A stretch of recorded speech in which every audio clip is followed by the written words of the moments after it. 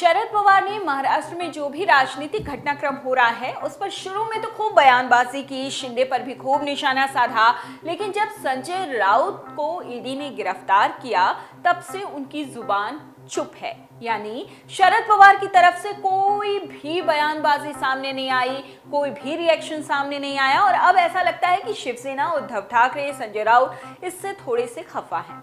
क्या शिवसेना संजय राउत पर हुई ईडी की कार्रवाई पर शरद पवार की चुप्पी से नाराज है? ये एक बहुत बड़ा सवाल बन चुका है। सामना में लिखे गए लेख को लेकर ये चर्चाएं अब तेज हो रही हैं। कम से कम समझ तो आ रहा है कि शिवसेना जो है शरद पवार की चुप्पी से खुश तो कतई नहीं है, उसे इग्नोर भी नहीं कर रही, बल्कि शरद पवार की चुप्पी उसे चुभ रही है। शिवसेना के मुखपत्र में एक तरफ कांग्रेस की तारीफ की गई है तो वहीं ममता बनर्जी की तीखी आलोचना भी हुई है। शिवसेना ने ये कहा कि हाल ही में महंगाई और बेरोजगारी के मुद्दे पर कांग्रेस देश भर में सड़कों पर उतरी थी, लेकिन ममता बनर्जी ने ऐसा नहीं किया। शिवसेना ने लिखा, कांग्रेस हाल ही में देश भर में महंगाई और बेरोजगारी के मुद्दे के विरोध में सड़कों पर उतरी थी।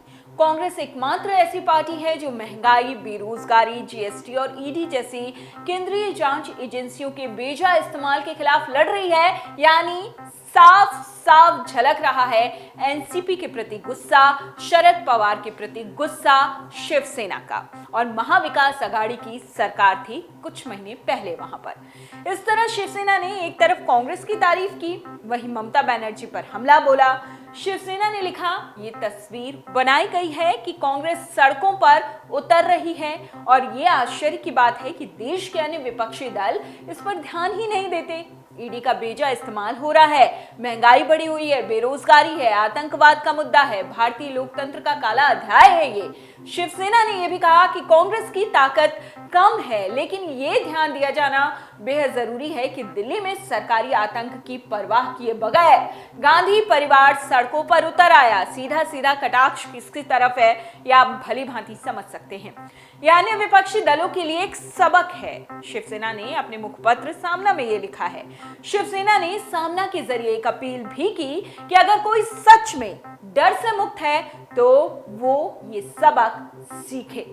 उपराष्ट्रपति चुनाव में यूपीए उम्मीदवार का समर्थन नहीं करने पर शिवसेना ने तृणमूल कांग्रेस अध्यक्ष ममता बनर्जी से नाराजगी भी जाहिर की। शिवसेना ने कहा कि जब कांग्रेस दिल्ली में सड़कों पर उतरी तो पश्चिम बंगाल की मुख्यमंत्री ममता बनर्जी शायद दिल्ली में अपने राज्य के जीएसटी रिफंड की गुहार लगा रही थी।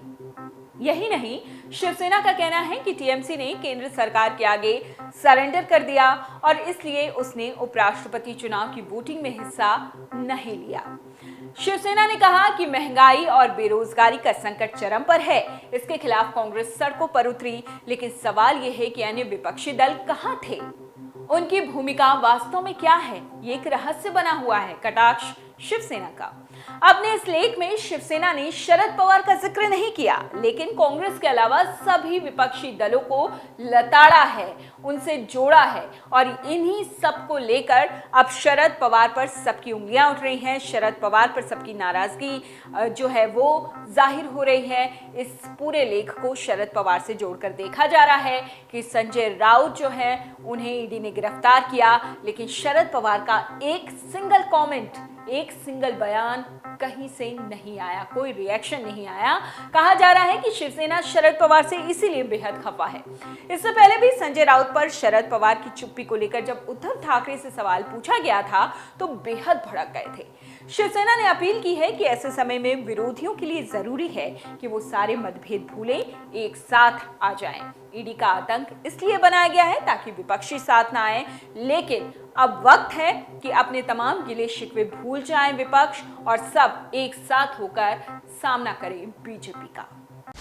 डाउनलोड करें अमर उजाला ऐप और पाएं खबरें लगातार।